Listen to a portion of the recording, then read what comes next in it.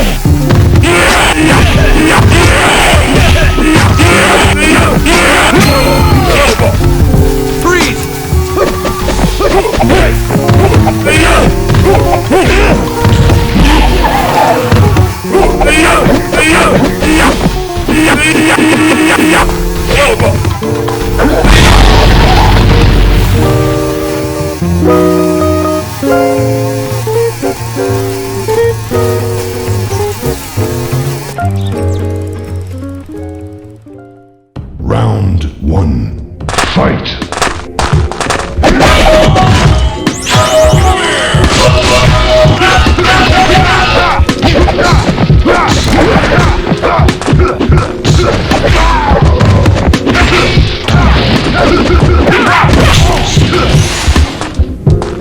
Yeah!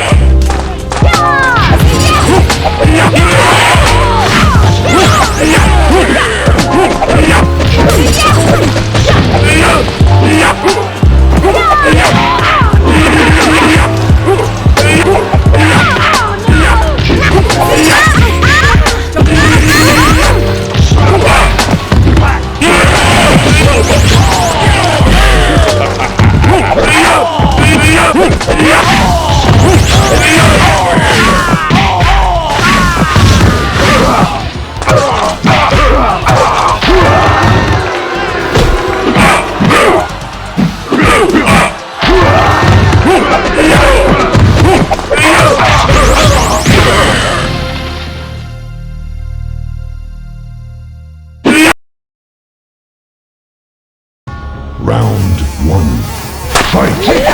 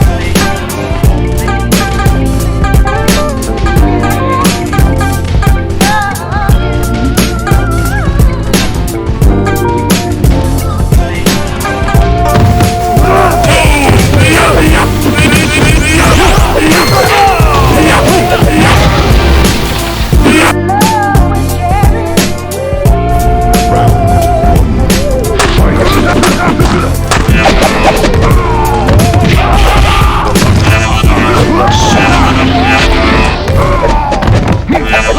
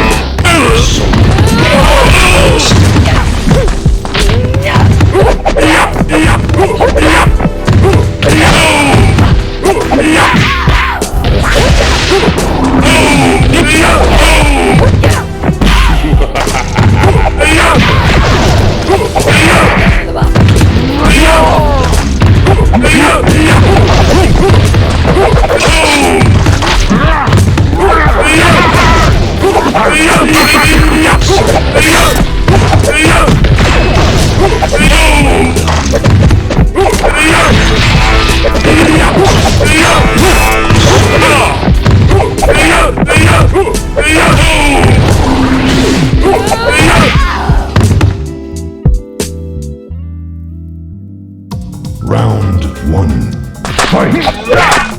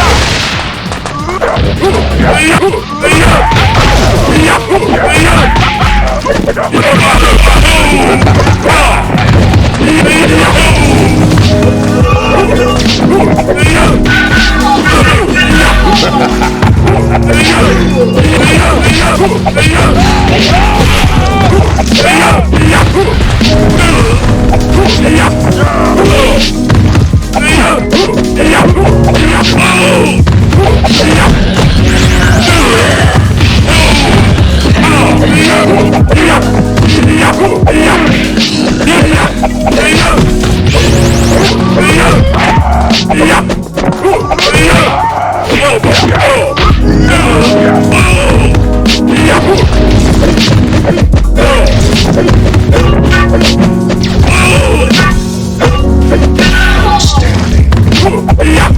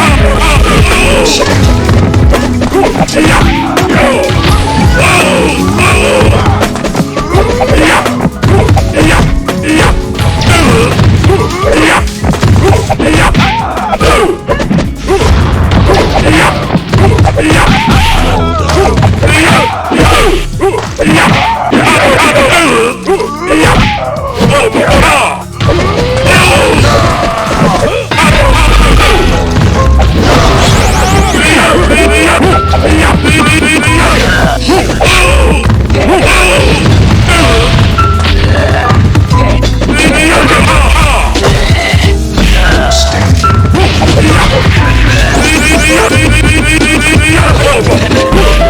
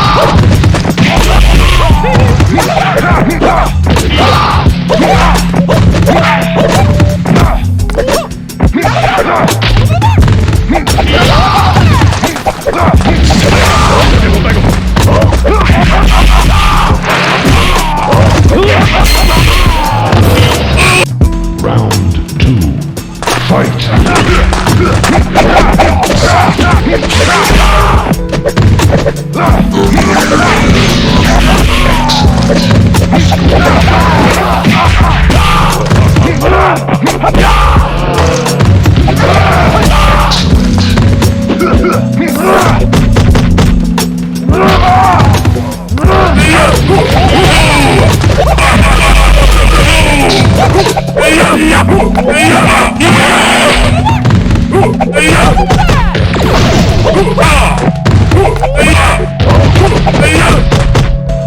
못하고 이렇게 못하고 이렇게 못하고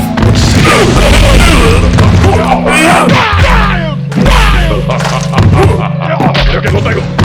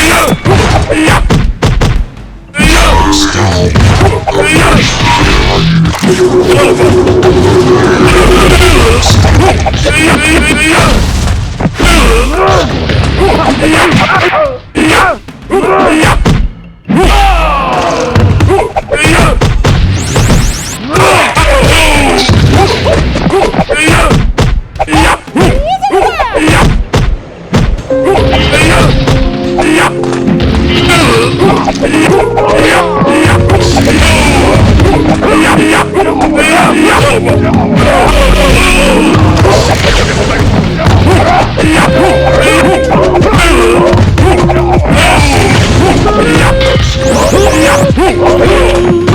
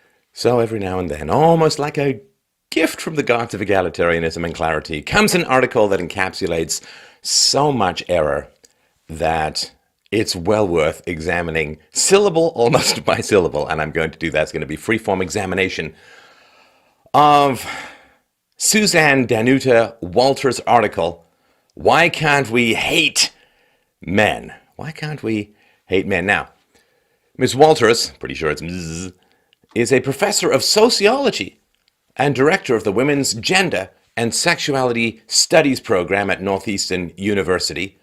I guess now we know where hell is. And the editor of the gender studies journal Signs. So let's just start with one teeny tiny observation that Dr. Walters is probably going to be complaining about the lack of female representation in STEM fields, I would imagine. Lack of female representation at the top of engineering companies and technology companies, while having pursued a degree, I guess a PhD, in sociology, and I assume a fair sprinkling of gender studies thrown in. So it always strikes me as just a little annoying when people say, there aren't enough women in STEM. Oh, really? What did you take? Everything and anything but STEM. It's like, so basically you just like to complain about a problem that you're contributing to. Well, never heard that from the fairest sex before. Now have we?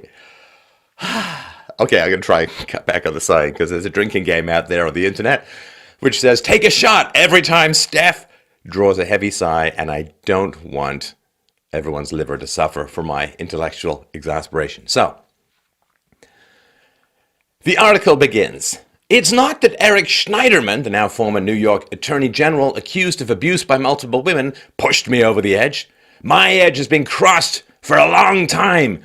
Before President Trump, before Harvey Weinstein, before mansplaining and incels, before live streaming sexual assaults and red pill men's groups and rape camps as a tool of war and the deadening banality of male prerogative. Okay, that's quite an opening salvo. Let us go into a little bit of detail. So this question of mansplaining. So mansplaining, for those who don't know, and I'm sure you've had it explained to you already, but mansplaining is when a man, you see, tells a woman about something that she already knows. Now, there's a pretty good solution for that. I'm just going to go out on a limb here. And it's somewhere between your nose and your chin. It's the opening food and sound hole that is very good at using to say to people, no, I appreciate the explanation, but I already understand this, right? So the cure for mansplaining is magic. See, it's a real challenge to avoid female genital mutilation if you're in certain third world countries, right? That's a big challenge. Up until very recently, it was kind of a challenge to get a driver's license if you lived in Saudi Arabia and were a woman. However, opening your flap hole and saying, I don't need the explanation, I already understand this very well, but, I appreciate the sharing of knowledge. How hard is that? What kind of massive barrier is that to overcome to express yourself as a woman? Because, see, women are empowered. Women are strong. Women are independent. So surely women can speak up when someone is explaining something to them that they already know and say, I already know this, but, I appreciate that. Thanks. Now, if women can't do that, if some man is droning on and on about a subject that a woman is already an expert in, and she doesn't have the capacity to open her mouth, interrupt him and say, I already know this, what does that say about women? Well, it's this basic fundamentalist principle that is the real contradiction, well, one of the many contradictions at the heart of modern feminism, which is that women are strong and empowered and equal to men, but men act and women are always acted upon. So if there's some man droning on about a subject you already know, the woman is incapable somehow, this strong and empowered woman is absolutely incapable of opening her mouth, interrupting the man and saying, no, I already understand this, but thanks. Or, I already understand this, I can't believe you drone on. Or, if you knew anything about me, you'd know I'd written 5 books on this subject. So how is it possible to simultaneously have this double think that women are strong and empowered and equal to men, but a woman is functionally incapable of interrupting a man who's explaining something to her that she already knows? I don't know, how do people do this? Why aren't they like brushing their ass with their toothbrush and combing their hair with their shoes? How do they function? We have these many contradictions. Doesn't it bother people? I mean, how doesn't it bother people? Well, women are strong and empowered, but they sure can't speak up when a man is boring them. I mean, you probably had. So I had a boss once in the business world who had a terrible habit of just telling the same stories over and over again. Like, I mean, not twice by accident, and with no consciousness that he told the story before. So, as an employee, yeah, you put up with it once or twice, and then you're like, dude, you told me this story already. Now, see, what's interesting as well is that mansplaining is when a man is explaining something to a woman, something she already knows, and something that's kind of obvious, but at least he's correct. How many times do we have to listen to this nonsense about the gender wage gap, which is completely false, which we'll get to in a while?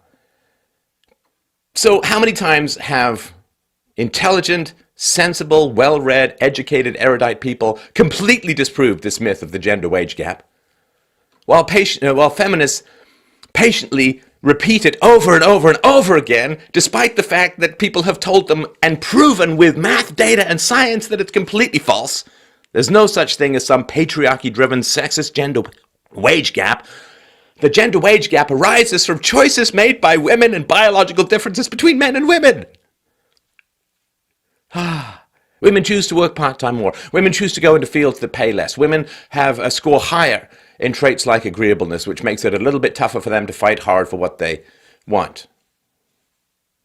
These are facts. There's no gender wage gap driven by an evil, hairy palm shake, hand signal patriarchy. It's been disproven over and over again. But femsplaining, where you are lectured to about things utterly false with the greatest amount of moral self-righteousness on the part of your feminist lecturer over and over and over again, where they refuse to listen to anything that disproves their thesis but just keep repeating over and over again the same moronic crap. Well, that's femsplaining, I suppose. Not women, but feminists as a whole. I mean, women are the majority of voters. Women, in general, are more than half of college attendees. Women choose to go into the humanities. And the more free that women get, the more women do choose to go into more person-friendly rather than thing-attached disciplines. Now, she also complains, this woman, about incels. So incels, for those who don't know, stands for involuntarily celibate. So these are men who want dates, who want women, but women won't choose them. Now, this is one of the great lies that was dangled in front of men to get them to agree to transfer resources to women, usually through the power of the state, to make up for all of this inequality. So women are ridiculously picky. I mean, and there have been studies that have shown that men put about, like when men are given randomized pictures of women, they say, well, yeah, about half of them are above average in appearance, about half of them are below average in appearance, which is statistically correct. It's about 50-50, right? But for women, about 80% of men are below average in appearance, which means that, see, there's an unrealistic beauty standard, yes, and it applies to men from women. Women think that the average man, well, more than 3/4 of men are below average in appearance. And as women have gotten more education and higher status and more income and entry into more professions, what they've done is they have basically, through hypergamy, which is this desire to date up, to marry up, to relationship up, to have a man of higher status and income than yourself, what's happened is, as women have gotten more educated and into more professions, they have simply refused to date down in terms of status. So a male doctor will date and marry a female nurse. And like men, you know what I'm talking about. You're at the grocery checkout and there's some really attractive girl back there. You're like, I may be some super duper professional, but she's very pretty and appears to have a very nice personality. Right? Whereas A female doctor will not date a male nurse. The female doctor wants to date the male surgeon. She wants to aim upwards. So women have become ridiculously picky. The woman who has a bachelor's degree is not going to date a guy who's got a high school education. The woman with the master's degree may not want to date the guy who's got the bachelor's degree. You understand how this works. So women have become ridiculously picky, both in terms of looks and status, which is why there's a small number of men who get all the women, and there's a significant chunk of men who get no women at all. Because the whole point, of course, of feminism was supposed to be equalizing things out. In other words, feminists should have been lecturing women and say, no, you should not. You should fight your instincts for hypergamy, because your instincts for hypergamy is unfair and unjust. It's going to lead you to be very unhappy because there just aren't enough men to go around. And when you're one of the high status, high value men, and all these women want to date you, guess what? You're not going to settle down because you've got too many choices, too many options. So women are going to end up having to throw the V-bomb at you to try and get you to go out with them, but then you don't want to settle down because there's other women firing the V-cannon at you. So it just means that women who have not been hammered at their pickiness, see, men have been hammered at their pickiness. Stop judging women just by their looks. Be comfortable with fat women. Be comfortable with ugly women. But have women been lectured to about hypergamy and say, no, listen, if you want to be the primary income earner, fantastic. Then the man will stay home with the kids, and there's not much point having a guy stay home with the kids and requiring him also to have a master's degree and whatever, right? But no. What? Anyway, and it's also true as well that a huge amount of educational resources is getting wasted. Like almost half the women who take MBAs don't even end up working in business. Because what happens? A woman, let's say you're a lawyer and you make $150,000 a year and you're a woman, well, you're going to date a senior partner, you're going to date someone who makes $300,000 a year. And you're going to get married, and then you're going to get pregnant, you're going to have kids. But your partner is already making so much money that you don't need to work. So you end up staying home with the kids. And society is down one lawyer. Now, I know there's lots of people who think that's a fine thing. But as far as social resources go, what does it cost society? $250,000, $500,000, I don't know what, to educate and certify a lawyer? And then the female lawyers end up staying home with kids because they don't need to, because their husbands are making so much money because hypergamy. And then that means there are fewer lawyers around, which drives the price of law up for everyone else. So she talks about Eric Schneiderman. And when she talks about Eric Schneiderman, well, he was accused of abuse by various women, right? But this funny thing is these women were lawyers, they were feminists, they were highly educated, highly activist, highly woke Manhattan women who stayed with this guy despite the fact that he allegedly abused them and called them horrible, sometimes racist names. Why? Why did they date? See, Schneiderman acts, the women are just, they're the tails on the kite, just floating around, flying around, no agency. Men act, women are acted upon. That's the victim status, which goes completely against the whole empowerment thing, right? Why did women date and stay with this guy? Because he's very high status. Right? Now, she talks about Trump. So, I won't get into all of this because I've talked about all of this before. Let me just take a slightly new angle with Trump. So Trump, from what I've seen lately, he's hired a lot of women, and those women are being attacked and harassed by leftists. And that's considered to be just fine. Sarah Sanders was chased out of a restaurant by the owner who didn't like her policies because segregation is the new norm in the left. And not only was she chased out of the restaurant, she went to a restaurant with her family across the street. They chased her there too and harassed her there too. Now, with regards to Harvey Weinstein, well, come on. Women were aiming to trade their own sexual attractiveness for career advancement. It doesn't justify anything he did, but everybody knows about all of this. And saying that the problem in Hollywood is a male problem is ridiculous. Hundreds of women knew all about this. Women failed to report him. So the fact that women have agency in the continuing abuses committed by people like Harvey Weinstein, well, that's just a basic fact. I mean, when you got Meryl Streep standing and cheering on child rapist Roman Polanski, I think it's safe to say that the problem of corruption is not just men. Now, regarding live streaming sexual assaults,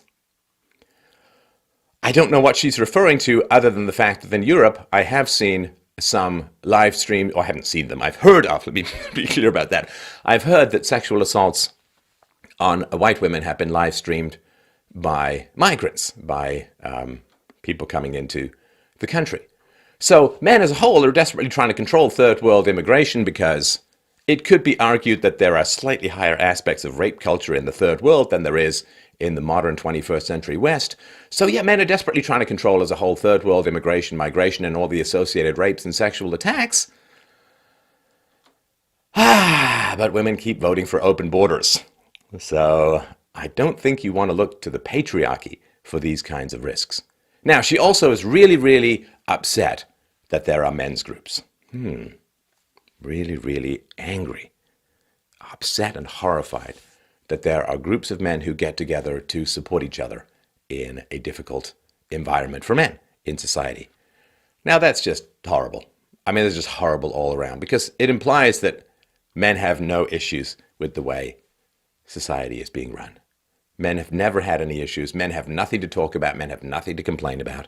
So men should just stop gathering together, shut up, and just what? So, yeah, there are a couple of issues that men have in modern society. Probably some of these issues, in fact, I know some of these issues have been around since the beginning. So there's a list. I can post a link to it below. There's a list of all of the physical attributes that men have developed, evolutionarily speaking, because men need to be geared for battle and need to be geared for far more physical effort to maintain the tribe than women do. It's the reason why men have 40% more upper body strength than women, right? Nature doesn't waste stuff. Nature doesn't just build muscles for no particular reason. The reason is because men had to do a lot more physical labor and men had to do a lot more fighting to protect the tribe. Now, that doesn't seem like privilege to me. Women can always land on their backs, but men often die at the point of a spear. Now, even in the modern world, men are dying far more often on the job. Injuries and deaths on the job far higher for men. Men have many times higher suicide rates. Men get far longer jail sentences for the same crimes and with the same criminal history as women. Men overwhelmingly lose custody of their children in court battles. And there are the problem of fake rape allegations, not just that they exist, but in general, women are unpunished, even when they retract. Men are lied to sometimes, not often, but sometimes by women, about being the father of their children. And men overwhelmingly die in wartime, and men die many, many years earlier than women. Men get men's healthcare issues often get far less funding than women's issues. Just look at the difference in funding and focus on prostate cancer versus breast cancer. Men probably a little bit tired of being called pedophiles or latent pedophiles or potential pedophiles if they want to say, work with children. Boys in school being taught by overwhelmingly gynocentric teacher systems. Boys are genuinely and generally being marked down just for being boys, right? So if they take a boy's essay and a girl's essay, they anonymize it. The boys get far higher marks if the female teachers don't know that they're boys. So there's a massive amount of prejudice. So you put all this together and there's a lot more, but you see men have no reason to get together, no reason to organize, no reason to support each other. Well, that's just cold. I mean, that's frigid cold. That's like planet Hoth heart cold.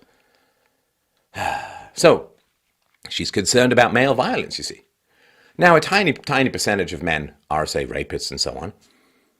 But this is a very, very slippery and dangerous slope. The way it works is this. You see a disparity in outcome between two groups, right? Could be races, could be genders, and so on. You see a disparity in outcome. And then you say that all of the differences between those two groups' outcomes is the result of prejudice. Well, that's a big problem. That's a big, big problem. So if a group is doing better and a group is doing worse, that must mean that the group that is doing better is prejudiced against the group that is doing worse. Now, this is a very, very difficult and slippery slope to go down. But it's what the left does, right? They find numerical discrepancies. They blame it all on racism, sexism, homophobia, whatever it is.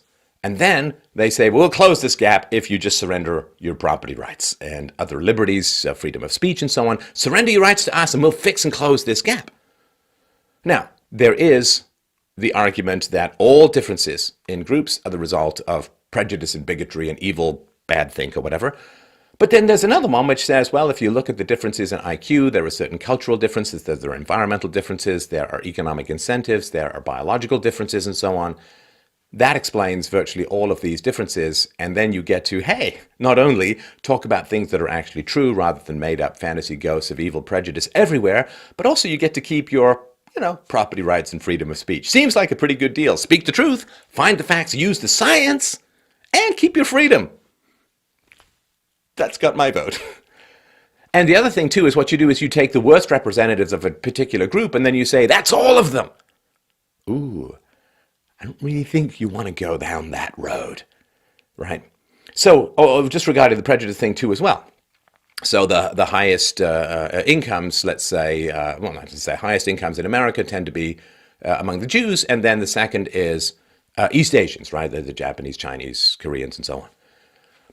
So whites kind of in the middle, then Hispanics, and then blacks, right? Now this is explainable by reference to IQ and differences in IQ among ethnicities and so on.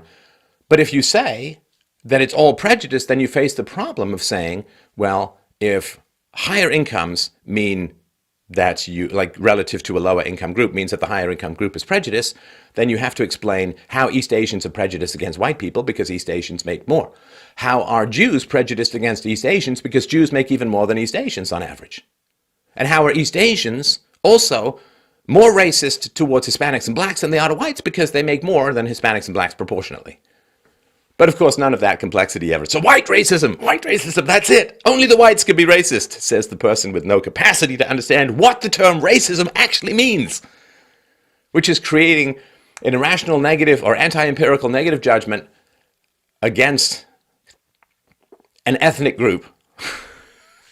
Only whites can be racist. It's such a racist statement. I mean, I do it again. You're combing your hair with your shoe, I suppose. I mean, it's just ridiculous. But if you say, well, we're going to take the worst and most public examples of bad behavior among a particular group, and then we're going to use that to smear the whole group, I don't know that you want it. Well, first of all, that's wrong and irrational. It's collectivism, right?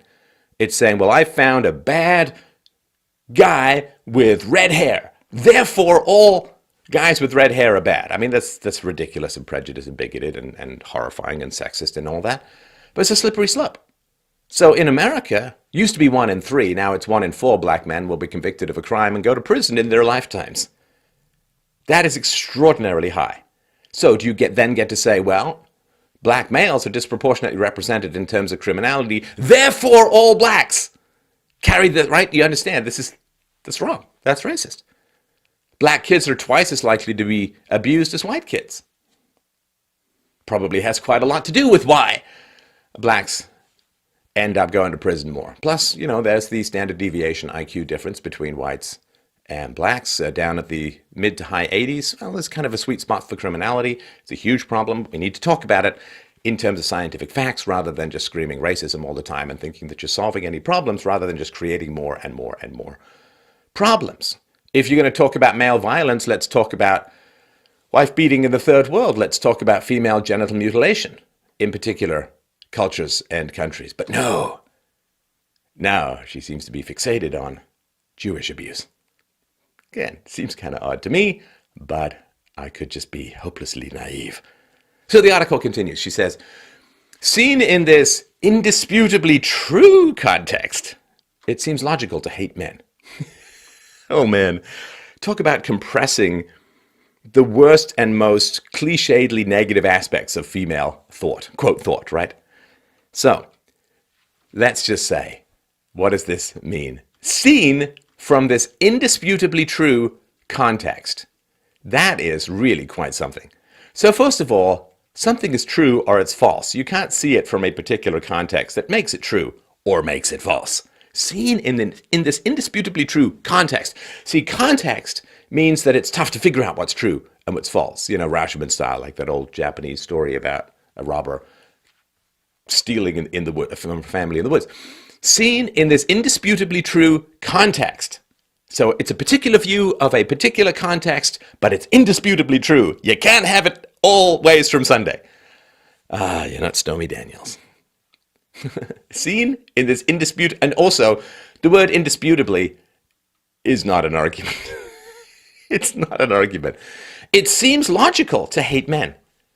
See, here's the thing. Oh, professor. Seems logical. You put these two things together, and this is kind of what a lot of people think is the problem with female approaches to truth, reason, and facts. It seems logical. See, logic is not something that seems or doesn't seem. Right? Logic is something you prove or you don't prove. You got your premises, you got your arguments, you got your syllogisms, you got your conclusions, you got a whole rigmarole. I got a whole book. I got this whole book called The Art of the Argument, which you can get at theartoftheargument.com. You also get it on Audible. It's called The Art of the Argument. It goes into great detail about how to prove things, what it means to establish the truth. My book is not seems logical, feels true. Just say indisputably true, and you've made your case. Seems logical to hate men. Can you imagine? Can you imagine? 1 out of 4 black males are going to go to prison because they committed a crime or were convicted of it. And a serious one if they go into prison. So if you believe that, would you argue? Seems logical to hate this group. Horrendous. But you see, this is how we know that there's no such thing as patriarchy and male privilege. Because try taking this woman's article and replacing men, and of course she means white men, well, and Jews apparently, a lot. But if you put any other group in, put in Muslims, put in gays, put in women, put in blacks, put in any other group, and you'd never get it published. And if you did get it published somewhere, the entire publishing outlet and protests, and so the fact that you can say all of this stuff about men is indisputable proof, right? I mean, I actually have made an argument here. It doesn't just seem logical to hate this falsehood, but this is how you know there's no such thing as patriarchy, right? You know the old thing that says, if you want to know who rules over you, look at who you're not allowed to criticize. Well, the fact that she can write and publish something like this, and the outlet, the Washington Post, right? The outlet and all of that seem to be chugging along just fine, and people take it as something interesting to be discussed. Well, that tells you that there's no such thing as patriarchy in any way, shape, or form. So, it seems and feels like it's indisputably true when seen from this context. So, she goes on to say, I can't lie. Well, it could be true, because I guess she believes this. And this is one of the things that's just kind of boring about these collectivists, these anti-rationalists, these leftists. They're boring because they just never seem to encounter opposing thought. They never seem to have to wrestle with opposing debates, right? They just screech and scream and have an echo chamber and reinforce each other's prejudice and bigotry and sexism and so on. And it feels true because they just don't expose themselves to alternative points of view. Right, I remember Lindsay Shepherd was at Wilfrid Laurier. She played she was a TA, she played in her classes something from Jordan Peterson that was open to discussion. And they came down on her on a ton of bricks. She's suing them now.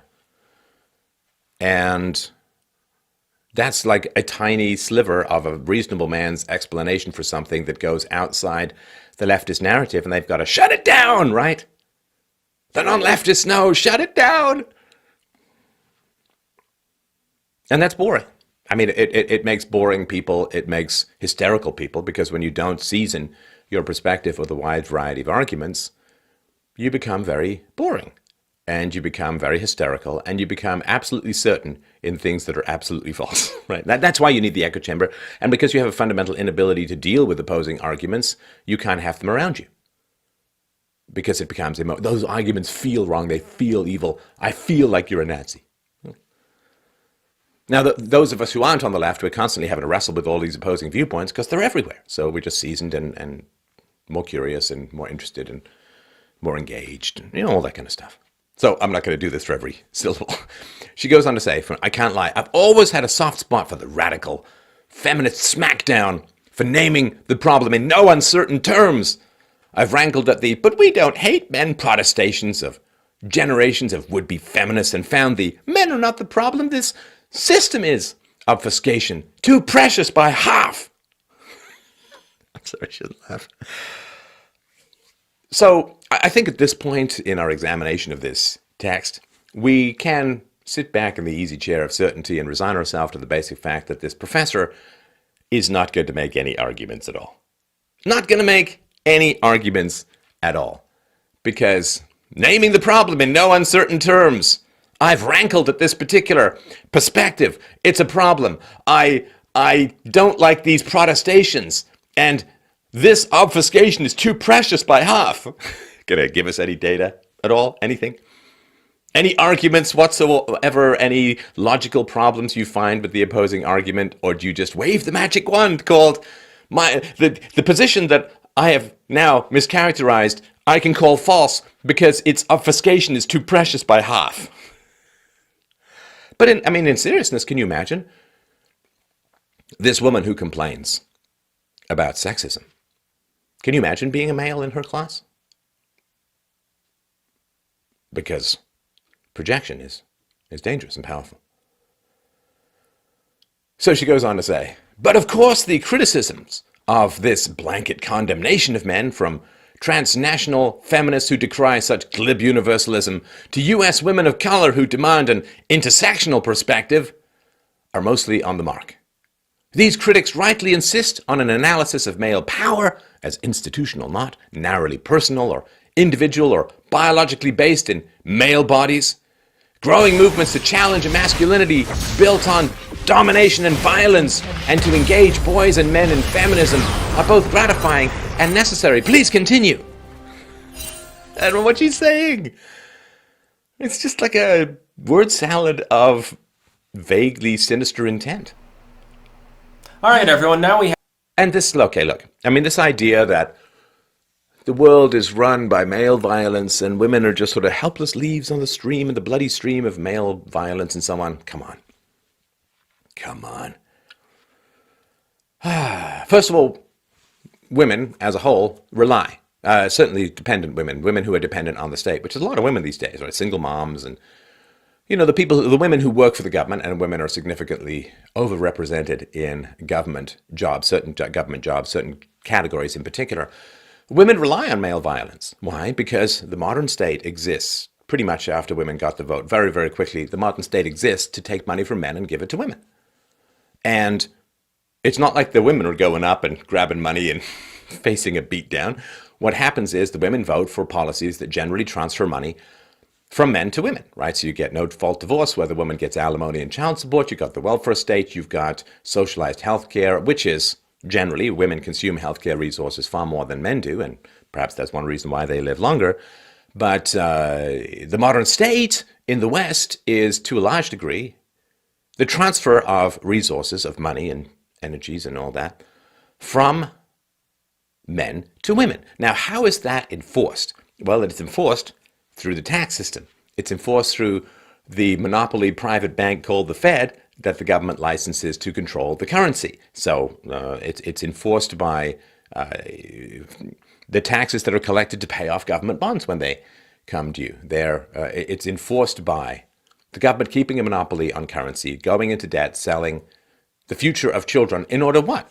To take resources in general from men and give those resources to women. So it's kind of tough when you say, well, patriarchal violence is terrible.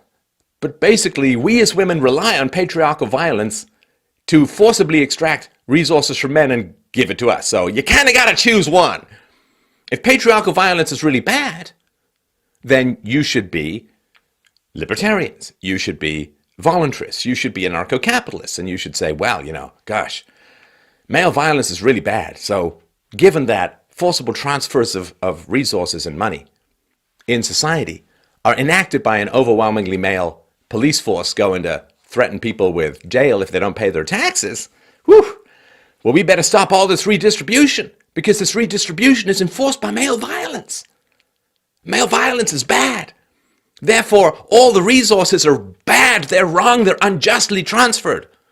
They're transferred through male violence, through threats, through jail, where there is kind of a rape culture against men, by the way, which is joked about constantly because men have all the power, which is why you can joke about men being raped, but you can't joke about women being raped, and of course you should joke about nobody being raped. So, yeah, male patriarchal violence is really terrible, unless that male patriarchal violence is used to transfer resources by force at the point of a gun from men to women. And then, well, it's social justice, so don't tell me about how much you hate male violence when so many women rely on male violence to get their resources, as has been the case a lot of times through history. Now, women are they have no agency, right? Men act, women just float along and react and try to survive and have no, right? Men are flesh, women are ghosts. And this is who abuses children the most? Women. Now, part of that, of course, is because women are around children more, but so what? That's never an excuse for men. A man can't say, well, I beat up this woman because I'm just around women a lot. So, what's going to happen? You wouldn't accept that. So, who is it who hits children more? Women. Who is it who verbally abuses children more? Women. So, is it worse to hit an adult woman who can go to the police, who can get you thrown in jail, who's independent, who can leave, who have all these resources, shelters and other places to take care of her? Or is it worse for a woman to hit a child, and the child can't call anyone, can't leave, can't get out, has no independence, no resources, no shelters to go to, nothing? It's still legal to hit children in many Western countries. And who's doing most of that hitting? It's women. Particularly when you count the single mom phenomenon, right? Where there's not even a man around to discipline. So, but you see, it's all just male violence. The fact that women abuse children, and men do too, don't get me wrong, but women have the edge on this. The fact that women abuse children is important, because that's part of the whole cycle of violence. And you can go to thebombinthebrain.com for more details about all of this. So yeah, women are violent, and women physically attack men about as often as men physically attack women. So it's about 50-50 when it comes to domestic abuse. So how is all of this male violence to be understood in the context of the fact that, well, I think I've made the case. Now, as far as all of this male patriarchy goes, men are in control of everything, do you know that the FBI didn't even classify the possibility that men could be raped until a few years ago? That rape was forcible knowledge of a woman. And so, where's all this patriarchy? Now, this is generally, being raped refers to a man raping another man, but there's something called force to penetrate, where men are raped by women, because the penis can become hard under stress, under fear, under anxiety, under panic. And some women have orgasms when they're raped. That doesn't make rape right or moral. And some men will get hard-ons when they're raped by women. That doesn't make that rape fine. And some proportion, and it's not insignificant, some proportion of pedophiles are women and so on. But let's just focus on men as a whole. Despite the fact that men developed labor-saving devices for women before they developed life-saving devices for men. In other words, washers and dryers and all of this were developed for women before basic air protection and masks and circulation of air were developed for, say, male minors. So she goes on to say, but this recognition of the complexity of male domination, how different it can be in different parts of the world, how racism shapes it, should not, must not mean we forget some universal facts. Gonna get some facts now. All right. Pretty much everywhere in the world, this is true. Women experience sexual violence, and the threat of that violence permeates our choices, big and small. Now, that is true. Women do experience threats of sexual violence in the world. And there are some cultures where it happens a whole lot more than others. And failing to differentiate and find the causes of those differences among cultures is pretty important. There are some places in the world, many places in the world, where a married woman has no right to say no to sex from her husband. I wonder if we could start talking about those cultures and the challenge that bringing those cultures into the West is going to bring. Now, men also are under threat of violence. Men are under threat of violence. If they don't pay their taxes. Men are under threat of violence if there's a draft and they have to go to war. Men are under threat of violence from other men if they, and sometimes from women. Men are under threat of violence if they don't pay sometimes outrageous levels of alimony and child support. Men are under threat of violence because those bills will continue to accumulate even when the men are in prison for failing to pay those outrageous bills. Those bills will continue to accumulate, and then the man has to get out, pay even bigger bills, now having a criminal record for failure to pay alimony or child support, and so men face threat of violence in that as well. Men get thrown in prison more and face threat of violence there as well. So saying that only women face threats of violence is false. And of course, boys face threats of violence primarily from women, from being hit, beaten, spanked, verbally abused, and so on. So yeah, violence is a big problem, and we should really, really talk about it. The violence of the state, the violence of parenting, these all should be discussed. The violence that is often justified by religions. You know, if you really want to look at institutionalized violence, what you want to do is you want to look at particular religious texts around the world which say you have no moral obligations to people outside your own religions. That yes, you can rape women who aren't part of this particular religion. These people who aren't part of this particular religion, well, they're not really human, and you can do whatever you want. You can lie, you can cheat, you can rape, you can rob, you can steal. That is institutionalized discrimination, sexism, racism, and violence. It's fundamentalist religious bigotry. You can talk about that? No. Because it's just all men. All men. Also, this is a fundamental question too. If men are so terrible, what kind of moms do they have? If men hate women, what kind of moms did they have? You know, if you love your mother, you can't end up hating women as a whole. If you love your father and you are loved by your father and you have a great relationship with your father, you can't just end up hating men as a whole. These people, they're not talking about, in my opinion, they're not talking about the world. They're not talking about men. They're not talking about women. They're talking about their own lives. All men are terrible. Okay, you had a shitty father. I'm sorry about that. I really am. I really am. But now you're being terrible in turn. And you don't solve having a shitty father by attacking and abusing all men as a whole, because that's just amplifying the evil that you suffered rather than dealing with it in a mature and honorable way. Who raised these terrible, violent, abusive men? Who raised them? Who gave them the values that have them grow up to be like this? I mean, it's no secret that a lot of pedophiles were sexually abused and or treated in other horrible ways, but I think in particular sexually abused. It's not that big a secret that most pedophiles, most adult pedophiles, were sexually abused as children. Okay? So who's responsible for protecting children? The parents. And the parent who's home the most, the parent who has the most access and control over the children's environment, is the one most responsible for keeping them safe.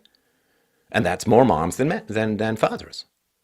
And so if your child is sexually abused on your watch, then you have some causality in the matter, because it's your job to protect your child. If you fail to protect your child and your child grows up to be a pedophile or whatever, you have some causality in it. I'm not saying you should be thrown in jail necessarily alongside him, but you have some causality in it, and prevention is by far better than cure.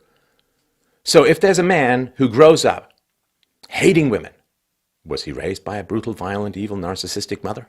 Now, it's not just or fair for him to hate women because he had a terrible mom. That's wrong too. That's amplifying the evil. But there's causality in the matter. There's causality in the matter. Who raises these men? Men are terrible. They have grown like some Greek god as magic adults with no influence from their moms, from female daycare teachers, from female teachers, from anyone. I mean, what kind of world does your average son of a single mother grow up in? Well, single mom. Around, there's lots of single moms because there's not a lot of functional two-parent households around those kinds of neighborhoods. Trust me, I know. So, you got a single mom who's in charge. Everywhere around you, you see a matriarchy with almost no fathers. Then you go to school, you go to daycare. And in daycare, it's all women. And then you go to school, a lot of times it's all women. And then you're told, But it's a patriarchy. Sexual violence is terrible, particularly in some places in the world. Here's a quote. In South Africa, where 4 out of 10 women say their first sexual experience was rape, the polygamous president, Jacob Zuma, believes, quote, you cannot just leave a woman if she is ready, end quote. To deny such a woman sex would be, quote, tantamount to rape, he told the judge in his 2006 rape trial. He was acquitted. Just look at the numbers. You can look, I'll put a link below. Look at the numbers of incidents in rape, say, Botswana versus, say, Japan or Canada. And if you think this is unrelated to ethnicity entirely, then think again. So just to kind of put this in perspective, if you're going to start talking about violence against women, you would want to start talking in particular in the third world. But instead you go to Manhattan and Hollywood. Well, that seems kind of prejudicial. You want to start with the greatest data, where the greatest incidents of rapes are. So Sweden, almost no rape. Now, second highest rape rates in the world. Why? Well, because of their migrant policy, because they're allowing lots of third worlders to come in, and those third worlders have particular religious and cultural contexts in terms of where they're coming from. Now, that could be considered just a little bit more of a rape culture than what's been going on in Sweden as a whole over the past, pretty much 800 years since Sweden began. So you'd say, oh, wow, there's violence against women. Let's start where it's the greatest. Because if you really cared about that, that's where you'd start to talk. You'd say, well, boy, what happened with Eric Schneiderman and the abuse he's accused of? Yeah, that was terrible stuff. But these were adult women who had choices and options and chose to stay with him. How about little girls in South Africa who are raped? 40% of them say that their first sexual experience is that of being raped. Where do you start with? Where do you lead with? Are you really interested in the problem, or is it something else that's going on entirely? The article continues. In addition, male violence is not restricted to intimate partner attacks or sexual assault, but plagues us in the form of terrorism and mass gun violence. Yes, terrorism and mass gun violence. Well, it is certainly true. Shooters tend to be men. Terrorists tend to be men. Absolutely. Huge problem. And we would assume, of course, let's just say in the West, that this kind of gun violence should have been going down as more of these evil patriarchs have been taken out of the family. In other words, families with traditional male patriarchs, right? They should have the highest incidence of gun shootings and this kind of stuff, but they don't. Where do the gun shooters come from? Well, the overwhelming majority of the school shooters in particular come from single mother households. Well, how is that possible? Because you see, it's the presence of patriarchy that triggers all of this violence, so when you have no father around, it should be much better.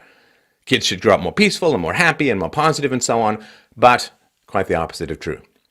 It's true. If you want to know, one of the biggest single predictors of whether a child is going to grow up to be violent, to be a rapist, to be a criminal, to be aggressive, to be a shooter, well, you look at whether he was raised by a single mom. I mean, these are facts. Now, these are facts that go against a particular narrative of misandry, but facts nonetheless. Now, the other thing, too, is that there's no aspect of personality that isn't influenced by genetics, and aggression is one of those as well. So in a particular study that I've talked about, you should really listen to the audiobook that I read of Lloyd DeMaas's The Origins of War and Child Abuse, but there are particular studies that show that boys with a particular gene, if they're not abused, they grow up relatively okay. If they are abused, almost all of them will grow up to be criminals. So the protection of children is the most important thing when it comes to breaking the cycle of violence. The protection of children is the single most important factor in breaking the cycle of violence. But protecting children means criticizing moms. There are dads out there too, and men, and I'm not saying it solely, but we've already been criticizing the dads and the patriarchy for like 100 years now.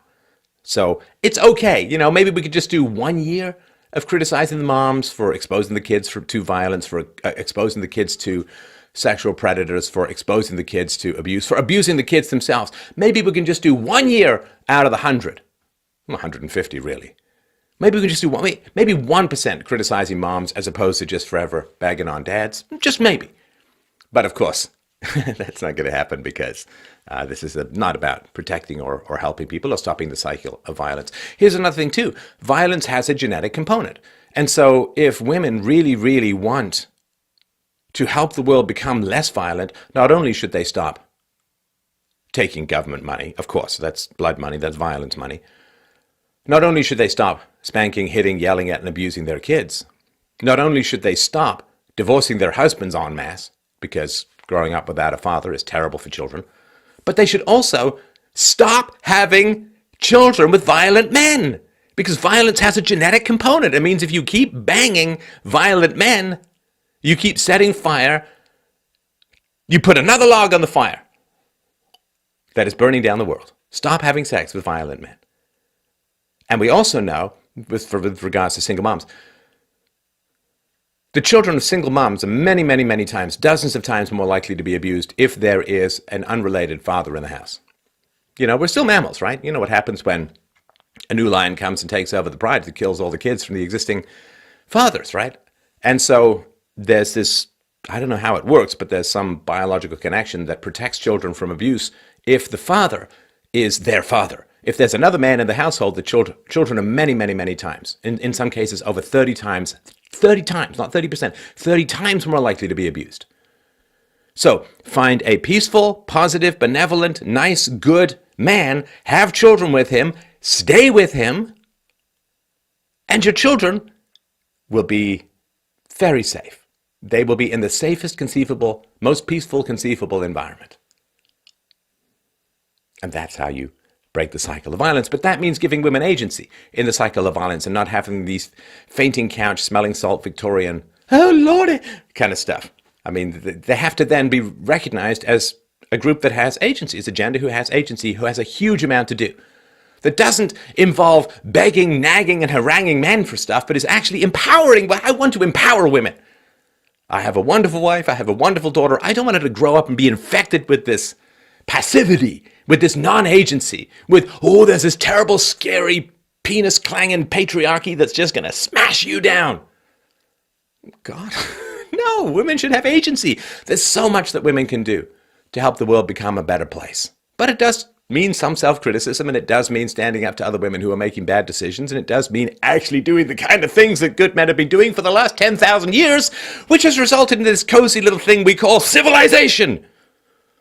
I want to empower women, and this woman wants to disempower women. Crazy stuff. She says, women are underrepresented in higher wage jobs, local and federal government, business, educational leadership, etc. Now, that's interesting. Underrepresented. You know, I'm underrepresented in hair commercials. I don't know what the phrase underrepresented means. I mean, given that it's still a relatively free market, women are represented as much as they want to be. I mean, very few people, if any, are going to say, well, I'm not going to hire a woman. And there's lots of affirmative action for women and so on. So what does it mean, underrepresented? Women are underrepresented in prison, based upon, right? Women are overrepresented in higher education because they've displaced men sometimes to the point where it's 65% women. Well, of course, that's a benefit, right? So being overrepresented in a benefit is great. Being underrepresented in a benefit is tragic inequality. I should laugh again. Oh my God. What does it mean? Women are underrepresented? God, I don't know. I mean, I don't know much about this woman's background, but it takes a woman without a commitment to her children to think that women can compete on an even playing field with men. Look, I've been a stay-at-home dad now for 9 years, 9.5 years, in fact. And I have one daughter. And it's more than a full-time job. It's much more than a full-time job.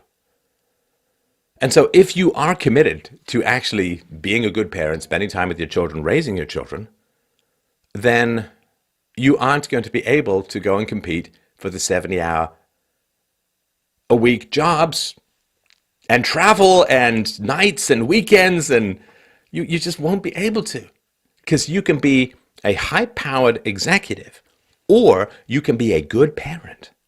I mean, particularly for women.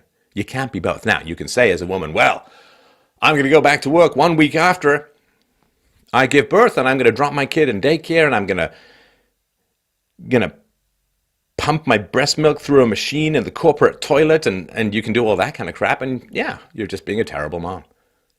You're just being a terrible mom. Motherhood is not something that can just be replaced by some low-rent worker, right? I mean, I've made this analogy before, but imagine as a man, it's your 10th wedding anniversary, and you say to your wife, yeah, let's go out for dinner Friday.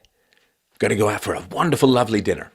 And then you hire some minimum wage foreigner who barely speaks English to go out with your wife and say, sorry, but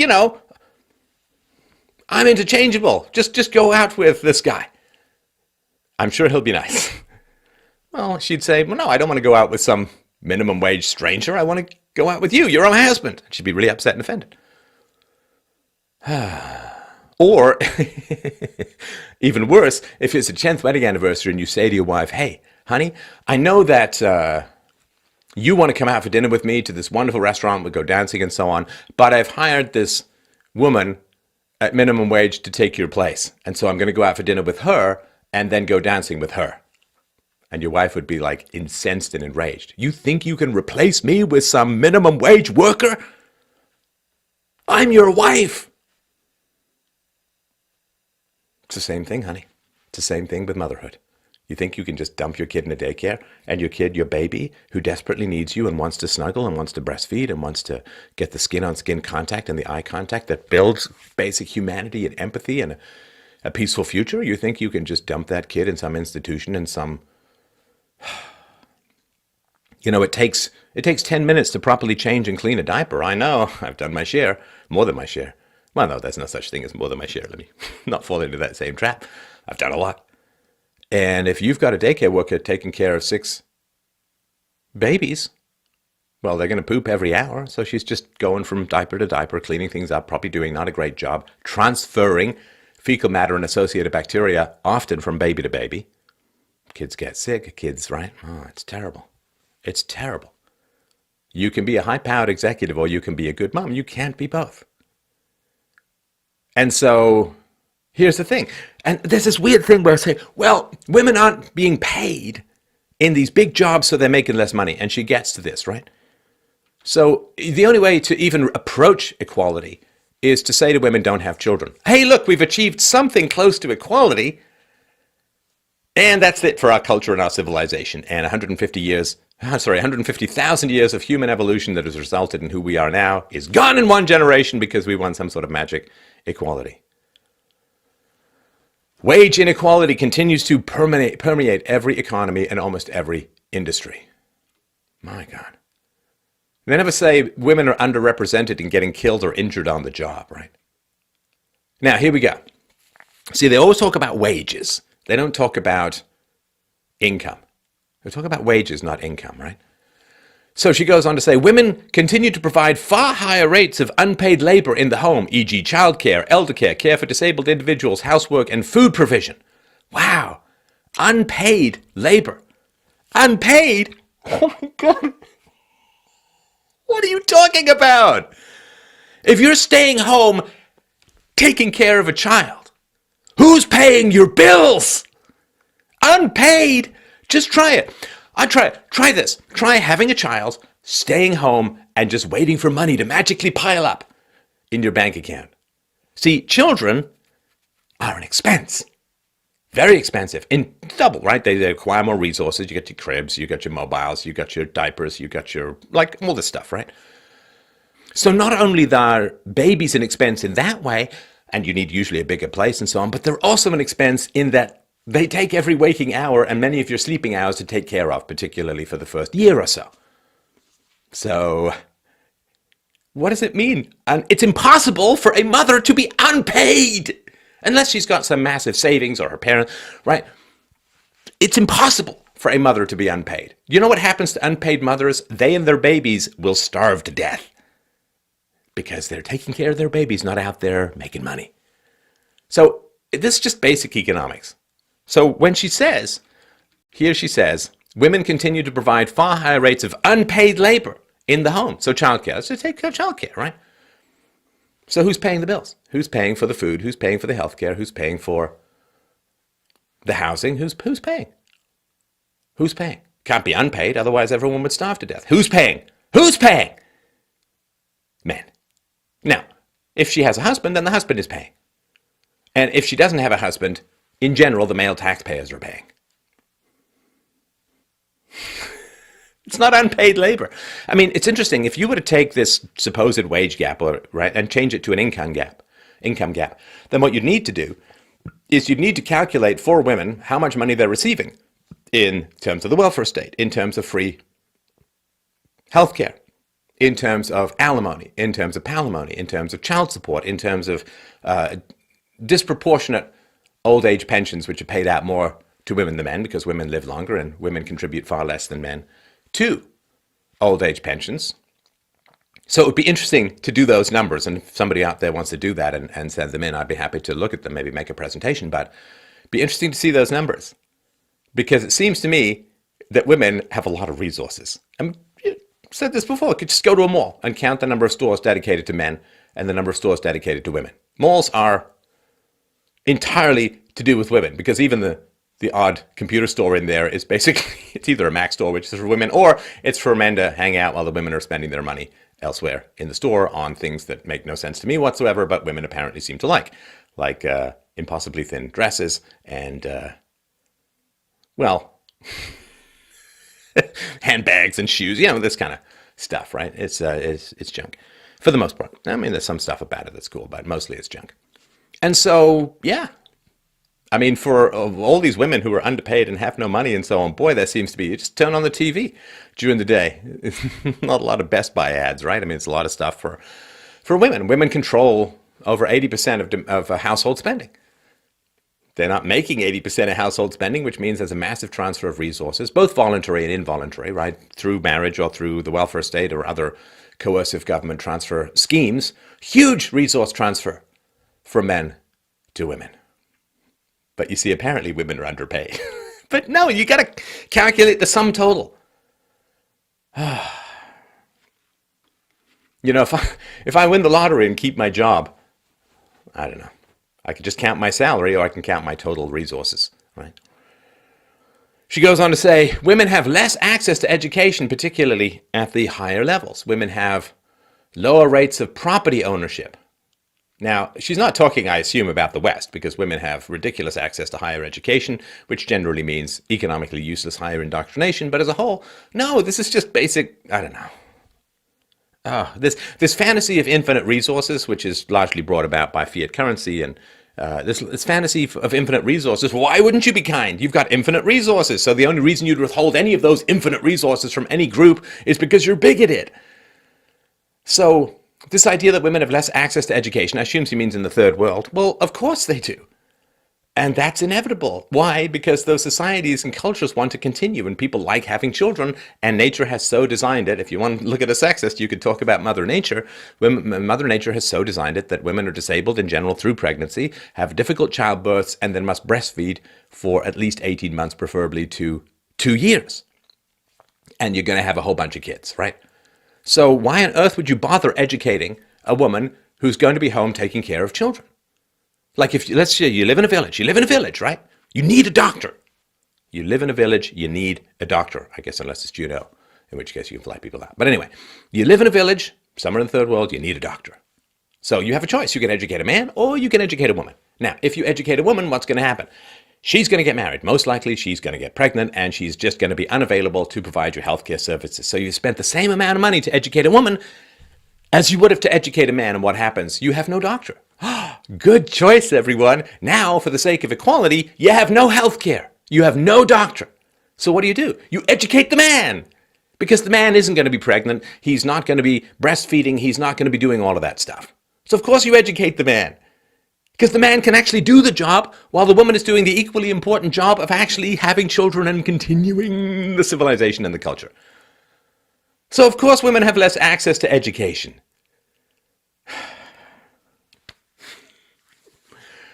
I mean, it shows how ridiculously out of touch these privileged people are. I mean, she should go to some third world village and say, oh no, you shouldn't educate the man to be a doctor, you should educate the woman to be a doctor. And maybe she convinces them to do that, and then there's no health care, and people die.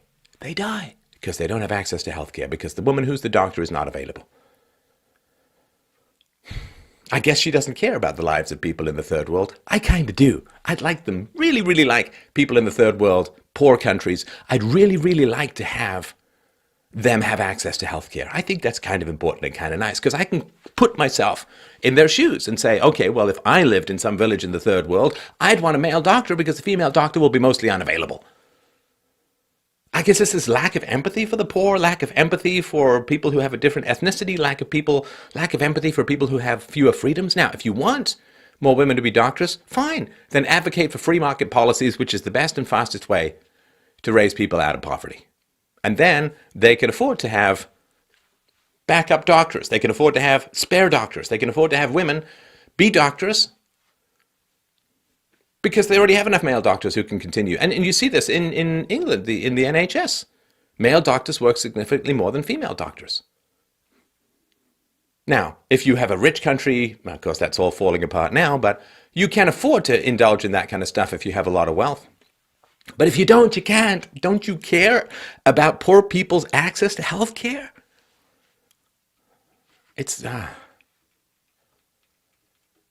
So she goes on to say, the list goes on, it varies by country, but these global realities of women's economic, political, social, and sexual vulnerabilities are, well, real. Indeed, the nations in which these inequalities have been radically minimized, e.g. Iceland, are those in which deliberate effort has been made to both own up to gender disparities and to address them directly and concretely.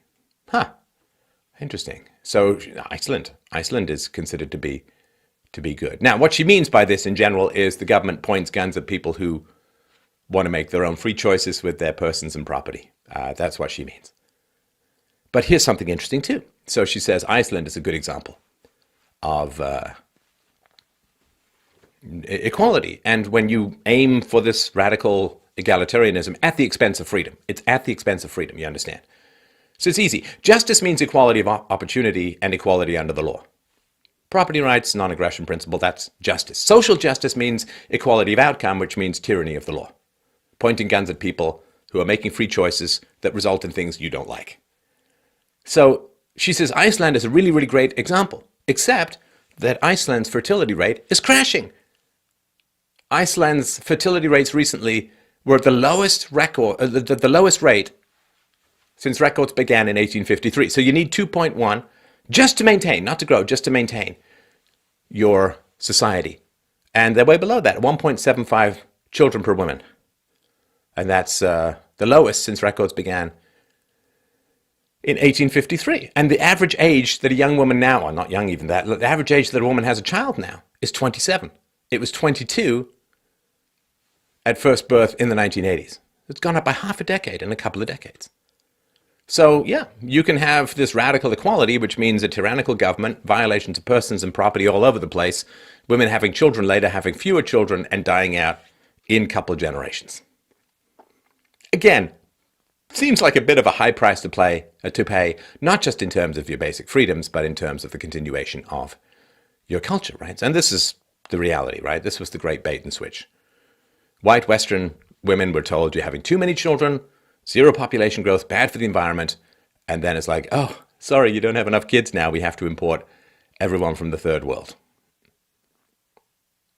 I mean, why people are more angry about this is incomprehensible to me. So she goes on to say, so in this moment, here in the land of legislatively legitimated toxic masculinity, I don't even know what to say. The laws are pro-women. Gynocentric laws are all over the place. Laws favoring women are everywhere. But anyway, in her fantasy world, here in the land of legislatively legitimated toxic masculinity, is it really so illogical to hate men? Now, it's interesting because I did think about the relationships that this woman has to men as a whole, and male expertise and male hard work and so on. Every now and then in Canada, there are these ice storms that take down power lines all over the place, and I've played this game with my daughter when we're driving.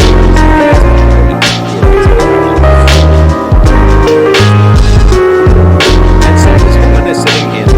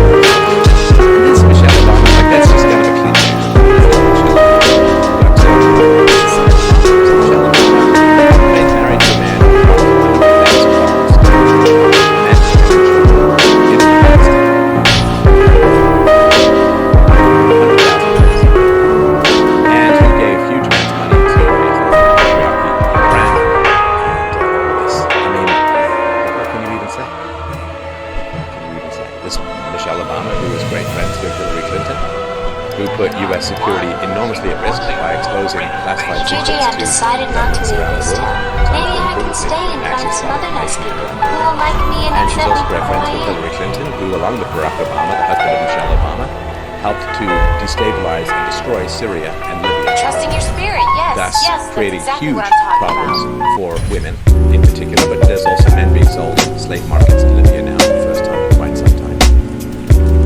Michelle Obama's husband, Barack Obama, refused to enforce immigration law and created the DACA mess.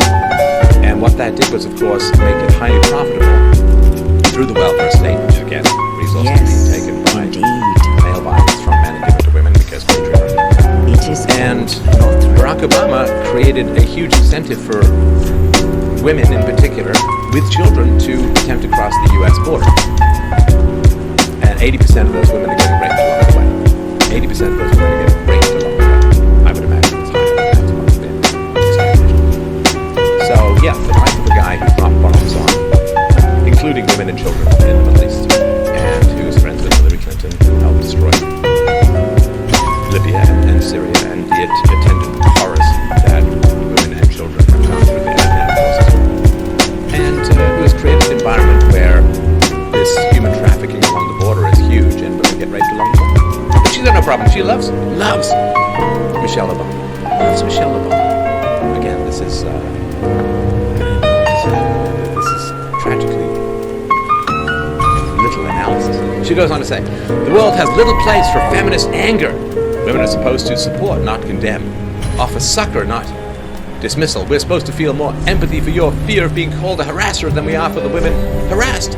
We are told he's with us and hashtag not him, but truly, if he were with us, wouldn't this all have ended a long time ago? If he really were with us, wouldn't he reckon that one good way to change structural violence and inequity would be to refuse the power that comes with it? Now, who tells women that? Like I saw this, I don't know, some commercial or something online where the girl says, well, they all told me I couldn't play rugby. And it's like, nobody says that to girls. Nobody says that to girls at all.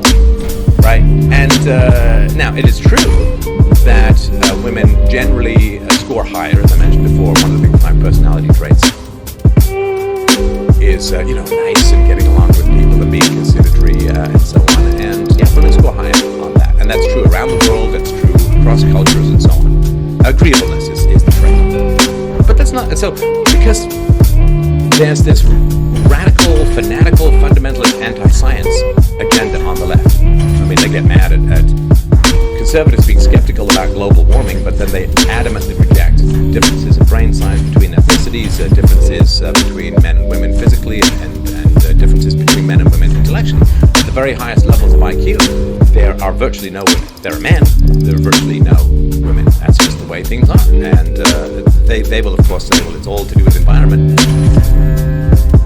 But how do they know? They don't know. It's just an article of faith in fundamentalism. It's a religion, basically, because you have, I mean, to have a religion, or to have a perspective which says, we are going to name all the evil in the world after man, and we're going to name all the good things after women, feminism.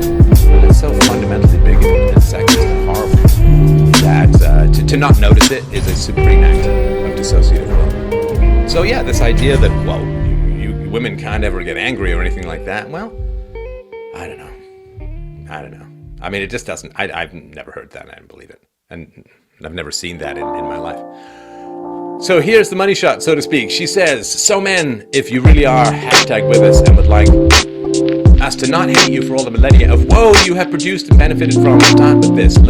Lean out, so we can actually just stand out without being beaten down. Pledge to vote for feminist women only. Don't run for office. Don't be in charge of anything. Step away from the power. We got this, and please know that your crocodile tears won't be wiped away by us anymore. We have every right to hate you. You have done us wrong. #because patriarchy. It is long past time to play hard for team feminism and win. Don't run for office. Don't be in charge. Why? Are you saying that women can't compete with men at all? If men run for office and women run for office, that men have to back down because women can't compete with them and win in an open fight, in open conflict, in an open competition for office? Can you imagine saying to any other group? Can you imagine saying blacks don't run for office? Can you imagine saying to Muslims don't do this, don't do that? Can you imagine? But she feels perfectly safe and secure in saying this.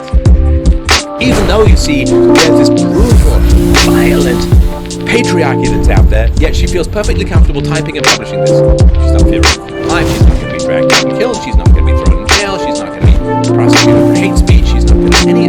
She's saying we should beat up and kill men, but she's going to be prosecuted for insulting so promoting them. Perfectly comfortable typing all of this out and putting it out there. Although, you see, there's this brutal, dangerous, horrible, mean, ugly, vicious, vile patriarchy out there that just loves to crush and kill women and rape them and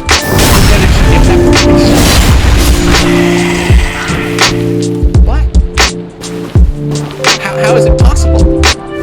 If we're all so violent that you feel comfortable publishing and typing this?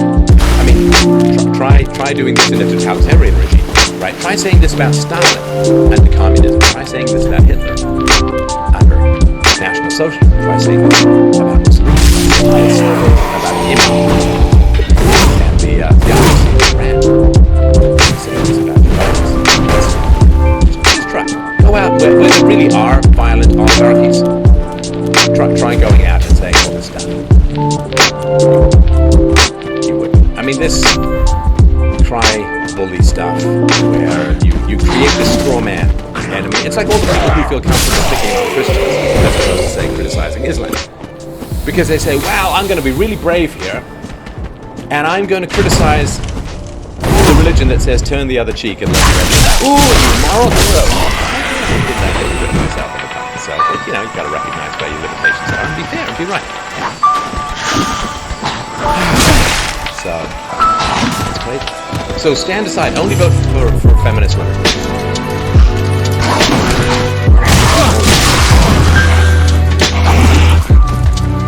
Now, what should happen is, of course, since the government is so horrible, it's gossip that women should take the money from the government back and go, well, that's not happening.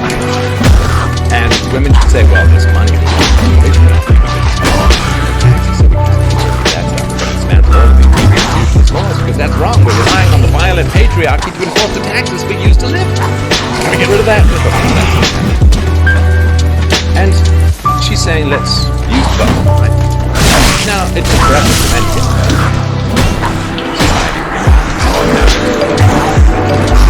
About 20 years.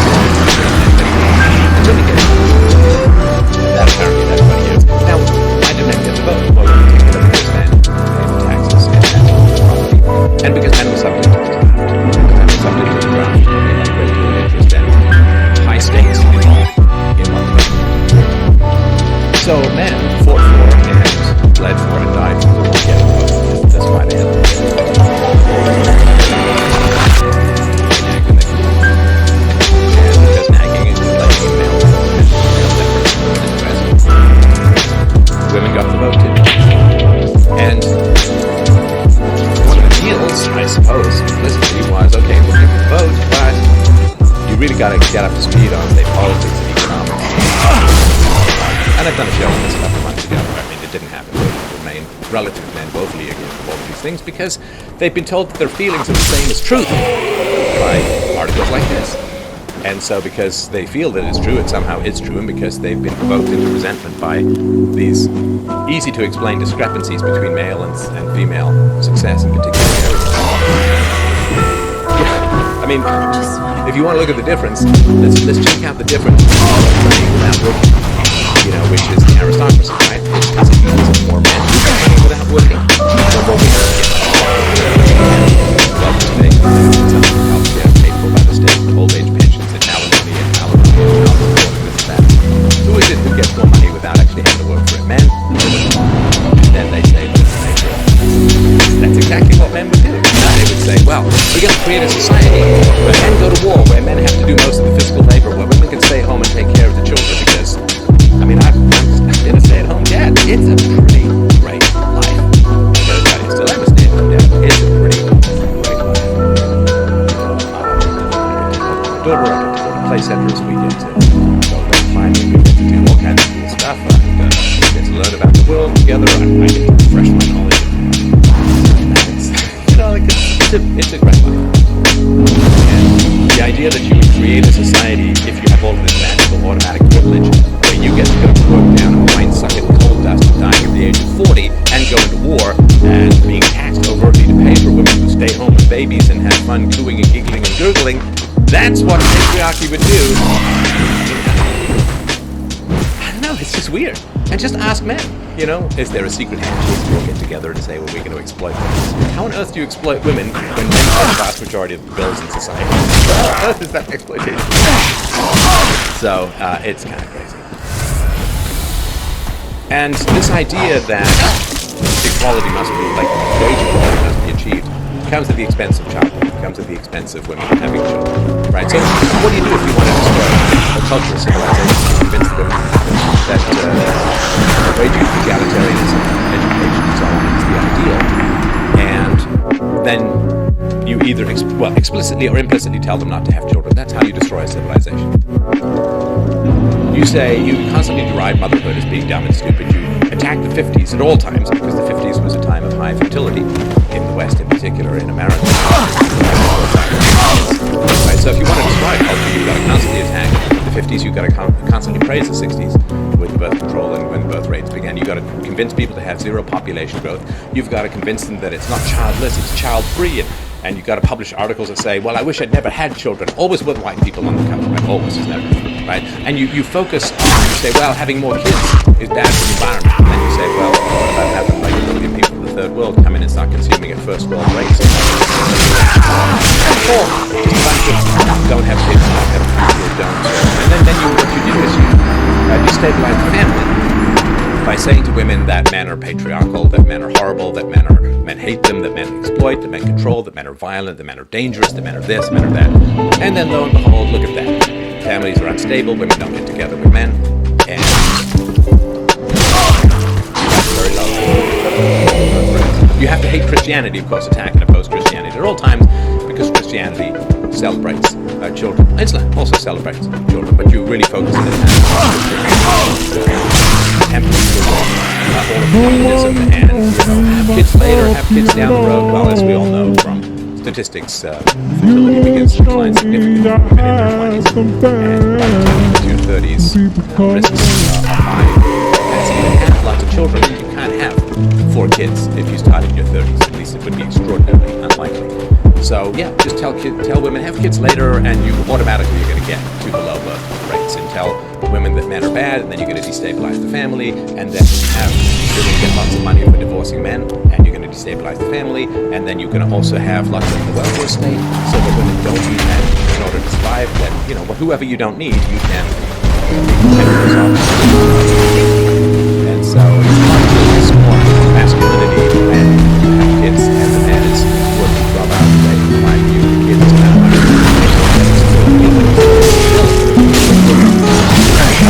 Their bills that they can screw them. Some companies forcing them to pay. I mean, just look at Sweden.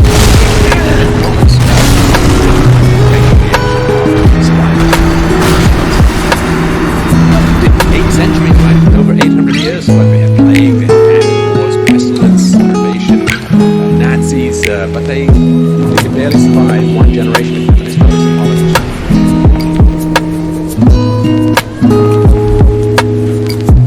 And this is by design. Like all of the stuff, consciously or unconsciously, it's by design. The death of the West is not a valid description. The death of the West. And the goal is to make women as miserable as humanly possible. Because, you know, women in general can nurse a grudge against people. Women are particularly susceptible to feeling exploited. Just as it's not the variety of reasons for this we'll go into another time. But yeah, make women miserable, make them physically unattractive, say that a man is fine and you can pierce your nose and dye your hair and dress like you have a good physique when you don't. Make women as unattractive as possible, make them scold and nagged and bitter and unhappy, and this is a way of irradiating the reproductive capacities of the entire population. Now, men will survive and men will find a way to flourish, but I think it's really, and this horrible, scalding destruction of the capacity for happiness. It seems to me that we're now living in a world where the main word you need for happiness is penis.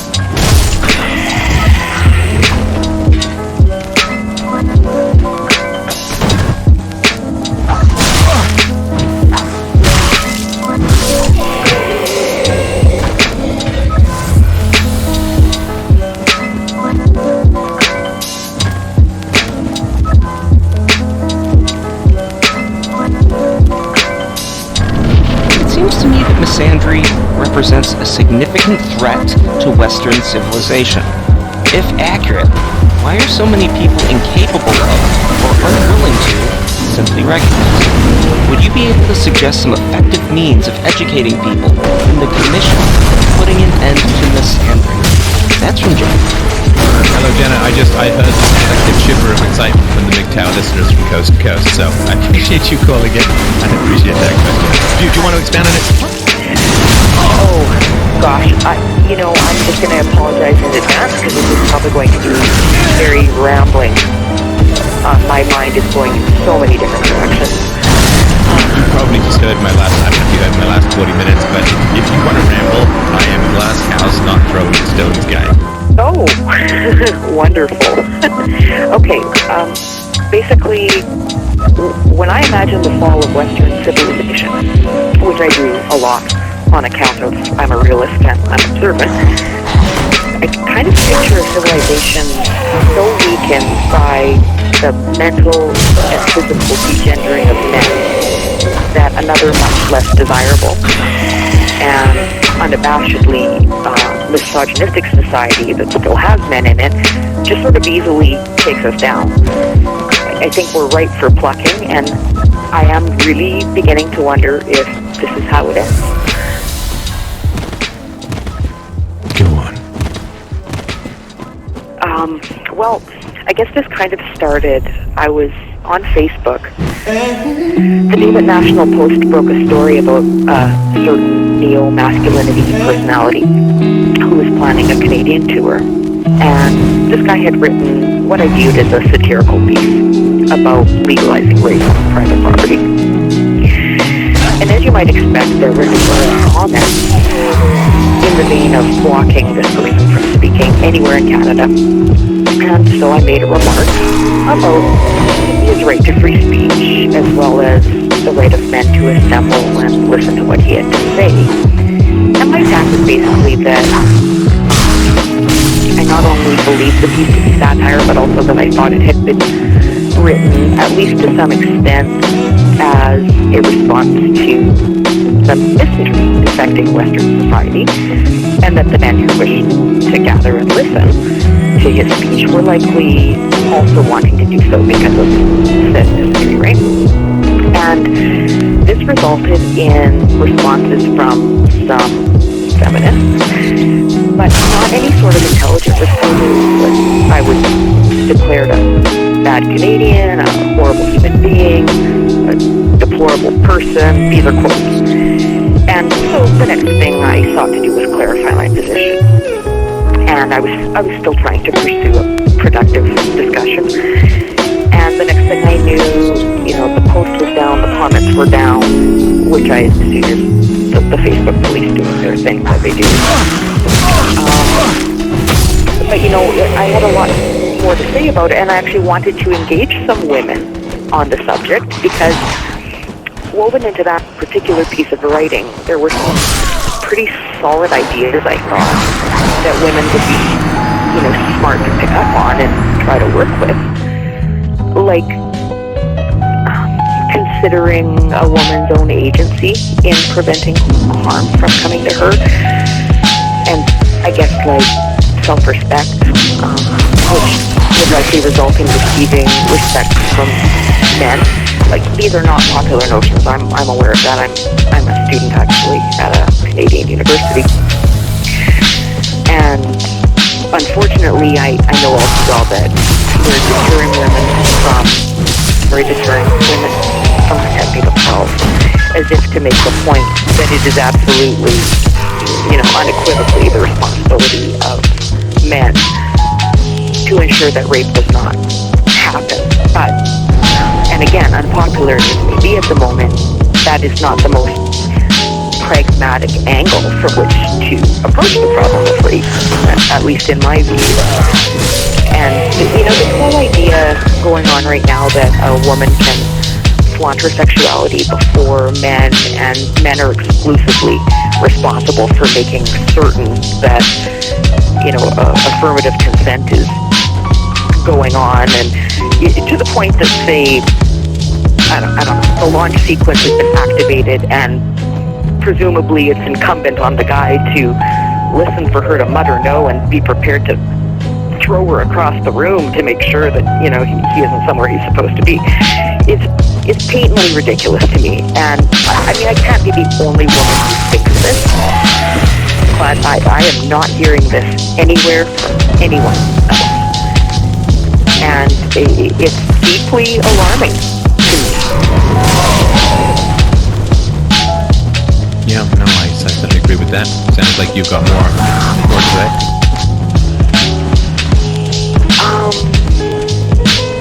Well, if I hear the words patriarchy, privilege, or internalized misogyny again, I'm going to throw it at someone, I swear. If you're in a Canadian university, you might not be in the best place in the world to avoid those terms. I know. Bunker in Texas, maybe, but and it also just seems tied in with all the other things that I find so creepy. That the left hates, like nationalism is a completely dirty word. I'm taking a political science course this semester, actually, which I refer to as socialism 101, because it's bad. It's really bad. But anyway, the instructor was kind of railing on Hungary yesterday, actually, about putting some limits on the migrants, or trying to yes, migrants. Yes, and he's their despicable nationalism, like how dare they have ideas about how they want their country to be, and it was just so depressing. Does he have any idea of the degree to which Hungary would sacrifice the South to try and keep medieval Islam out of Europe? Doubtful. So no, you see, you got to be clear. Though, it's not nationalism that's bad. It's only white nationalism that's bad. Right? This is the thing that needs to be broken down when you're talking to leftists. Is that they have no problem with nationalism as long as it's not white nationalism, because leftists need to be able to carve up white countries and hand them out to third worlders for votes. Right? They need to. That's how they get power. Is they bring people in and then take money from the local taxpayers and give it to the immigrants. This isn't how immigration used to work. It used to be, pay as you go, and it used to be much more beneficial and help with everyone back in the day. But white nationalism interferes with the free flow of tax money to leftists to hand out in return votes to third worlders. So, of course, they're going to have a problem with it. It messes up their whole business model. Now, does he know that? Like, see, what has to- No, he doesn't know that. But you know, it's not like the snake has to know the difference between a bird and a mammal to get its lunch. It's all instinct. I mean, the biological difference. It doesn't need to know the definitional differences between a bird and a mammal to get its lunch. It just, it's got all these instincts that have developed, and the same thing with the left. Okay, because I've been trying to figure out if these people actually believe what they're saying, or if they're just foot soldiers for some kind of a movement that they want to see take. Does that make sense? Like, I've never been able to quite figure out. In general, they're useful idiots. They don't really think about much at all. I mean, you could ask, I'm not saying you would or should, but, theoretically, if this guy was calling into this show, I would ask him and say, wow, you must really, really hate the Japanese. Because the Japanese barely allow any migrants to come in, and you must really hate the Saudis, who have more in common with the Syrian and the same brand of Islam. They don't let them come in. They've got a million spots in their tent cities where they have their religious festivals. The Saudis are not letting this. Like, tell me how you have railed against these other countries, not least of all Israel, these other countries in the Middle East who have not let these, you must have really, really railed against the Japanese and the Saudis and there are 20 odd Muslim countries just in the immediate vicinity that could be taking these people in who aren't. You must really be railing against those people, and you just get this deer in the headlights, farted in my own mouth look. Because I guarantee you this guy has not written articles railing against Japanese people and Saudi Arabian people and people from Qatar and people from Israel and so on. Because that is a kind of nationalism that doesn't even show up on his radar as something to oppose. It's not white nationalism. Those are not white countries. But the moment that a white country, such as Hungary, says, whoa, whoa, whoa, historical enemy alert, not good, danger, Will Robinson, well then, these moral heroes pile on vicious anti-white racism against white people, because no one's ever going to get upset with them about that. The moment somebody says, I'm an anti-racist,